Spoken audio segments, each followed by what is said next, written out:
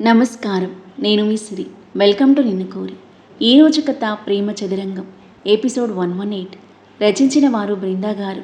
ఇక కథలోకి వెళ్తే, ఆమెను కమ్ముకున్న గర్వం, పంతం, అహం లాంటి మబ్బు పొరలు క్రమంగా కరిగిపోతూ భువనేశ్వరిలో ఒక రియలైజేషన్ మొదలైంది.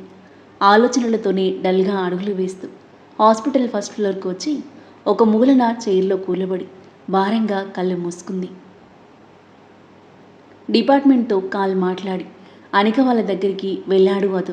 విష్ణువర్ధన్ కైలాష్కు ధైర్యం చెప్తూ బయట కూర్చున్నాడు. అమృత ఒడిలో తలపెట్టుకుని దీనంగా శూన్యంలోకి చూస్తున్న అనిక తన ఎదురుగా వచ్చిన అదవ్ని చూసి దిగ్గున లేచి కూర్చుంది. బావా, సామ్రాట్ ఎక్కడున్నాడో తెలిసిందా అని అడిగి అతని మొహంలోకి ఆతృతగా చూస్తుంది. ఎప్పుడూ నవ్వుతూ కలకలలాడి ఆమె అందమైన మోము ఏడ్చి ఏడ్చి కల తప్పి పీకు పోయినట్టుగా ఉంది. అదో బాధగా నిట్టూర్చి లేదను అనగాని ఆమె మొహంలో విచారం అలుముకుంది. ఏంటల్లుడు ఇది? ఎందుకు దీనికి గుండెకోత? పెళ్లి చేసుకుంటానని చెప్పి మోసం చేసి వెళ్ళిపోతాడా? మారిపోయాడు అన్నావు కదా. కూతురి వేదన చూసి ఆవేదనతో అంది అమృత. అత్త, సామ్రాట్ ఏమీ మోసం చేసి వెళ్ళలేదు. ఏదో ముఖ్యమైన పనుంటే తప్ప అలా వెళ్ళుండడు. మనకి చెప్పి ఇబ్బంది పెట్టడం ఇష్టం లేక చెప్పకుండా వెళ్ళాడు. అంతకు మించి ఏమీ లేదు. రేపటిలోపు ఎక్కడున్నాడో తెలుస్తుంది. లేదా తనే వచ్చినా వచ్చేస్తాడు. సామ్రాట్ తిరిగి వస్తాడు అని నమ్మకం లేకున్నా అతని గురించి తప్పుగా అనుకోకూడదని అతని ఉద్దేశం. మీరు అస్సలు వరి అవ్వకండి.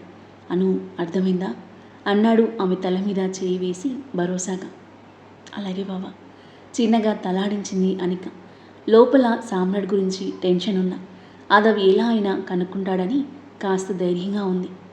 రెస్ట్ తీసుకోను అని చెప్పి అదవ్ బయటికి రాగా అతని వెనకాలే కదిలింది ఇషు. అత్తయ్య సామ్రాట్ గురించి ఏమైనా చెప్పారా అదవ్ అని అడిగింది మెల్లిగా. ఇషు అని జరిగింది మొత్తం చెప్పడంతో షాక్ అయిపోయింది ఇషు. భువనేశ్వరిపై పట్టలేనంత కోపం వచ్చింది. సామ్రాట్ బెదిరింపులకు లోనయ్యేవాడు కాదు, కానీ ఏదో విషయంలో అతని లాక్ చేసింది మమ్మీ. ఫోన్ ఆఫ్ ఉండడం వల్ల ట్రేస్ అవ్వట్లేదు. చెక్ పోస్టుల దగ్గర చెక్ చేసినా లాభం లేదు. సిటీ అంతా గాలిస్తున్నారు. ఎక్కడికి వెళ్ళాడో అర్థం కావట్లేదు అని తలపట్టుకుని చైర్లో కూర్చున్నాడు అదవ్. అతని పక్కన కూర్చొని భుజంపై చేయి వేసింది యశు. నాకు తెలిసి సామ్రాట్ తన రిలేటివ్స్ ఇంటికి వెళ్ళుంటాడు అదవ్. అమ్మమ్మ లేదు, కానీ నానమ్మ, తాతయ్య వాళ్ళు ఉన్నారు. వెళ్తే అక్కడికే వెళ్తాడు. తల తిప్పి చూసిన అదవ్. వాళ్ళ ఊరేదో తెలుసా అని అడిగాడు వెంటనే. తెలీదు, కానీ తన ఆధార్లో ఉండుంటుంది కదా వాళ్ళ సొంతూరు. ఈషు మాటలకు అదవ్ మొహం వికసించింది. కరెక్ట్, షార్ట్ బ్రెయిన్ అనేది. ఆమె తలకు ముద్దిచ్చి ఎస్ఐకి కాల్ చేసి చెప్పాడు. ఓకే సార్, ఒక అరగంటలో మీకు డీటెయిల్స్ సెండ్ చేస్తాను అని చెప్పగా ఫోన్ పెట్టేసి కాస్త రిలీఫ్గా బ్రీత్ తీసుకుని ఇషు వైపు చూశాడు. చిన్నగా స్మైల్ ఇచ్చి ఇకనైనా కాస్త రిలాక్స్గా ఉండు అంది అతని చెయ్యిపై చెయ్యి వేస్తూ. అలాగే అని అన్నాడు ఆమె చెయ్యి గట్టిగా పట్టుకొని. టెంపుల్లో దర్శనం చేసుకుని బ్రష్ చేసేసి ఇంటికి చేరుకున్నారు ప్రేమ్, పూజ. నెక్స్ట్ ఏంటి ప్లాన్స్ అడిగాడు ప్రేమ్ కార్ దిగి ఆమెతో పాటు లోపలికి నడుస్తూ. ఏమున్నాయి, ఈవినింగ్ షాపింగ్కి వెళ్దాం. ఇప్పుడు ఏదైనా మూవీ చూద్దాం. నీ ల్యాపీలో ఉన్నాయా మూవీస్? ఎందుకు లేవు, బ్రహ్మాండంగా ఉన్నాయి. Tollywood, Bollywood, Hollywood, Kollywood, comedy, romantic, action, horror అన్నీ ఉన్నాయి. ఏ మూవీ కావాలో చెప్పు అడిగాడు నవ్వుతూ. నవ్వేసింది పూజ. ఏ వుడ్ అయినా పర్లేదు, కానీ మంచి ఫీల్ గుడ్ మూవీ చూద్దాం అంది. అలాగే, నువ్వు వెళ్ళు, ల్యాప్టాప్ తీసుకొని వస్తాను. లాక్ తీసి ప్రేమ్ లోపలికి వెళ్ళగా పైకి వెళ్ళింది పూజ. అర్జెంటుగా చీర విప్పేసి నైట్ డ్రెస్ వేసుకోవాలి. రోజు చీర కట్టుకునే వాళ్ళు ఎలా ఉంటారో ఏమో అనుకుంటూ భుజం మీద కొంగు తీయబోయిన పూజ. చాలా బాగున్నా. మార్నింగ్ గుడికి వెళ్ళే ముందు చీరలో తనను చూసి ప్రేమన్న మాటలు గుర్తొచ్చి ఆమె పెదవులపై చిరునవ్వు విరిసింది. చీర విప్పేసి ప్రయత్నం మానుకుని కురులలో చిక్కుకుపోయిన వాడిన మల్లెలమాల తీసి జుట్టు పైకి ముడిపెట్టుకొని ఫేస్ వాష్ చేసుకుని వచ్చి సింపుల్గా రెడీ అయ్యి బెడ్పై కూర్చొని ప్రేమ్ కోసం వెయిట్ చేస్తుంది. కాసేపటికి ల్యాప్టాప్తో వచ్చిన ప్రేమ్, ఇదిగో మూవీస్, నీకు నచ్చింది ప్లే చేయి. ల్యాప్టాప్ ఆమె ముందు పెట్టి పక్కన కూర్చున్నాడు. అవి అన్నీ చూసి ఆనంద్ మూవీ చూద్దాం. ఎన్నిసార్లు చూసినా బోర్ కొట్టదు, బాగుంటుంది అంది. అవును, నీలాగే. ప్రేమ్ మాటలకు తల తిప్పి అతని వైపు చూసింది పూజ. చిరుదరహాసంతో ఆమెని చూస్తున్నాడు. చిరు సిగ్గుతో ఆమె బుగ్గలు ఎరుపెక్కగా పెదవులపై చిరునవ్వు తెలియకుండానే చేరింది. పదునైన చూపులు విసురుతున్న అతని కళ్ళలోకి సూటిగా చూడలేక చూపు తిప్పేసుకుని ల్యాప్టాప్లో మూవీ ఆన్ చేసింది. చిన్నగా నవ్వుకొని కాళ్ళు బాలా చాపుకొని బెడ్ రెస్ట్కి ఆనుకుని రిలాక్సింగ్గా కూర్చొని మూవీ చూడడంలో నిమగ్నమయ్యాడు ప్రేమ్. కాసేపటికి మెల్లిగా నిద్ర ఆవహించింది అతనికి. కునికిపాట్లు పడుతూ కళ్ళు పెద్దగా తెరిచి చూస్తూ నిద్రపోకుండా ఉండడానికి ప్రయత్నం చేసిన చివరికి నిద్ర ముంచుకొచ్చేసి కళ్ళ మూతలు పడిపోతే అతని తల పూజ భుజం మీదకి ఒరిగిపోయింది. ఒక్క క్షణం బిగుసుకుపోయిన పూజ మెల్లిగా తల తిప్పి అతని వైపు చూసింది. నిద్రలో ఉన్న అతన్ని చూసి ఆమె పెదవులు విచ్చుకున్నాయి. బ్లష్ అవుతూ తనలో తానే నవ్వుకొని అతనికి కంఫర్ట్గా ఉండేలా నిటారుగా కూర్చొని మూవీ వైపు దృష్టి మరల్చింది. మరి కాసేపటికి ప్రేమ్ నిద్రలో అతని తలను కదిలిస్తూ ఉంటే అన్కంఫర్టబుల్గా ఫీల్ అవుతున్నాడని అర్థం చేసుకున్న పూజ కాస్త పక్కకు జరిగి అతని తలను తన ఒడిలో పెట్టుకోగా ప్రేమ్ పక్కకు తిరిగి ఆమె నడుం చుట్టూ చేయి వేసి పడుకున్నాడు. చీరకు బ్లౌజ్కి మధ్యన ఉన్న ఆమె నడుముకి అతని చెయ్యి తగలగానే పూజ తనువు ఒక్కసారిగా జల్లుమంది. అలాగే బిగుసుకుపోయిన తను కొన్ని క్షణాలకు తేరుకొని మెల్లిగా అతని చేతిని తీయబోతుంటే అంటూ మరింత గట్టిగా ఆమె నడుముని చుట్టేశాడు. సన్నగా కంపించింది ఆమె దేహం. కళ్ళు మరింత పెద్దగా విచ్చుకున్నాయి. లయ తప్పుతున్న తన హృదయాన్ని తమాయించుకొని తల కిందకు ఉంచి అతని వైపు చూసింది. ముద్దుగా పడుకుని ఉన్నాడు. అతని ఇంకా కదిలించాలి అనిపించలేదు తనకి. చిరునవ్వుతో అతన్ని మైమర్చిపోయి చూస్తున్న ఆమె చెయ్యి అతని చెంప మీదకి చేరిపోయి సుతారంగా నిమరసాగింది. ఓయ్, నేనేమైనా పిల్ల అనుకుంటున్నావా? ఇలా పట్టేసుకున్నావు. దొంగ చూపులు చూస్తావు, చిలిపిగా నవ్వుతావు, ముద్దుగా మాట్లాడతావు, నన్ను ఏదేదో చేసేస్తున్నావు. రోజు రోజుకి ఇంకా ఇంకా నచ్చేస్తున్నావు, క్యూట్ ఫిలం అని అతని బుగ్గగిల్లి అతను కదిలేసరికి టక్కున చెయ్యి వెనక్కి తీసుకుంది. ప్రేమ్ మేల్కొనకపోవడంతో అమ్మయ్య అనుకొని తనలో తానే ముసిముసిగా నవ్వుకొని అతని జుట్టులోకి వేలు జొప్పించి నిభుతూ హాయిగా మూవీ చూడసాగింది.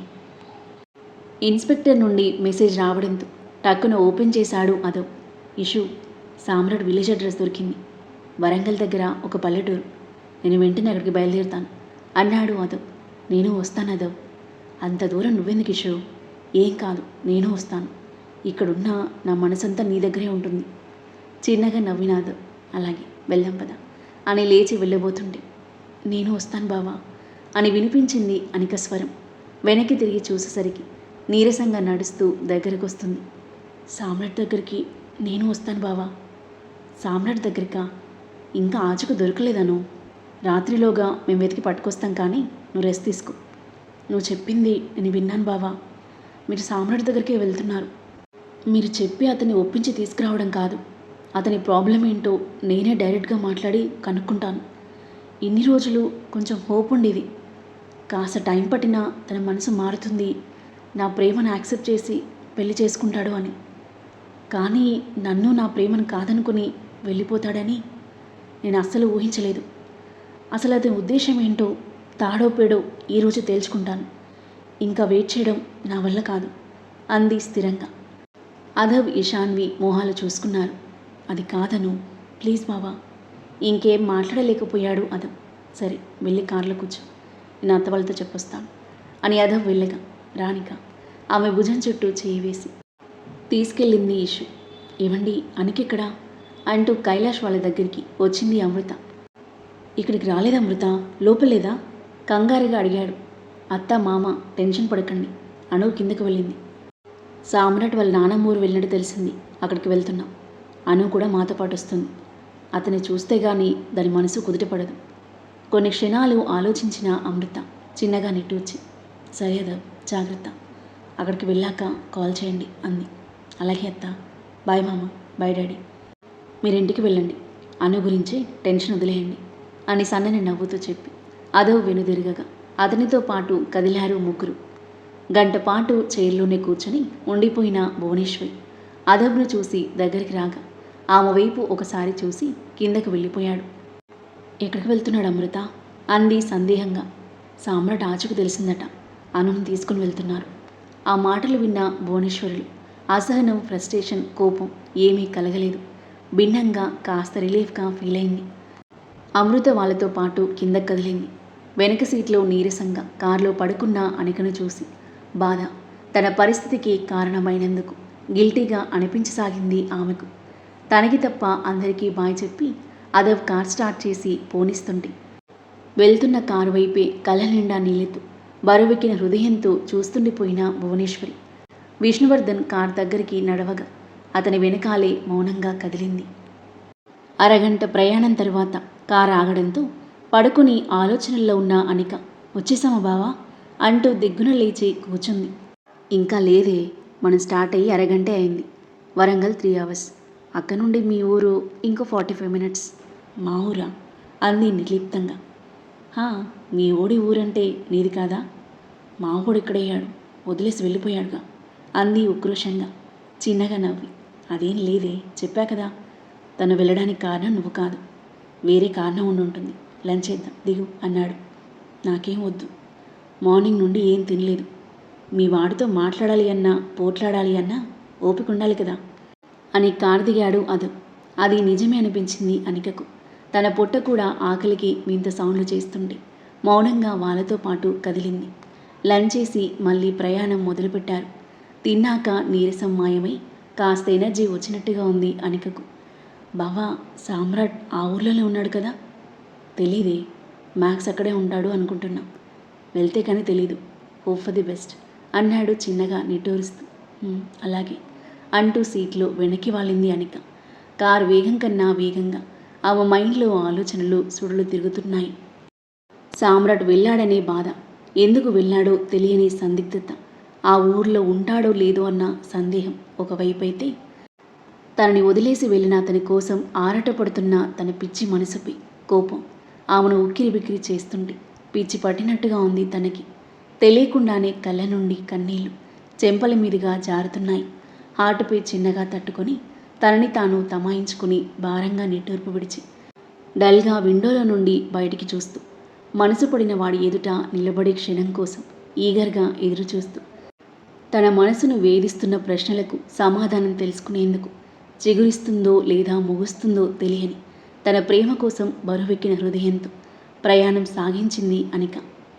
ఆ తర్వాత ఏం జరగబోతుంది? సామ్రాట్ తన నానమ్మ వాళ్ళ ఇంట్లో ఉంటాడా లేదా? అనిక సామ్రాట్ ఎదురుపడనున్నారా? వాళ్ళిద్దరి మధ్య సంభాషణ ఎలా సాగబోతుంది? వాళ్ళ ప్రేమ చిగురిస్తుందా లేదా ముగుస్తుందా? ప్రేమ పూజల మధ్య ఎలాంటి సన్నివేశాలు చోటు చేసుకోబోతున్నాయి? ఈ ప్రేమ చదురంగం ఎలాంటి మలుపు తీసుకోబోతుంది? అద్భుతమైన కథనంతో ఊహకందని మలుపులతో మనసును హత్తుకునే సన్నివేశాలతో ఎంతో ఆసక్తిగా సాగి ఈ కథ యొక్క నెక్స్ట్ ఎపిసోడ్ కోసం మన నెక్స్ట్ వీడియో చూడండి. కథ నచ్చితే లైక్ చేయండి. ఈ కథ మీకు ఎలా అనిపించిందో తప్పకుండా కామెంట్ చేయండి. ఇంకా ఇలాంటి ఇంట్రెస్టింగ్ స్టోరీస్ కోసం మన ఛానల్ని సబ్స్క్రైబ్ చేయండి. Thank you for listening.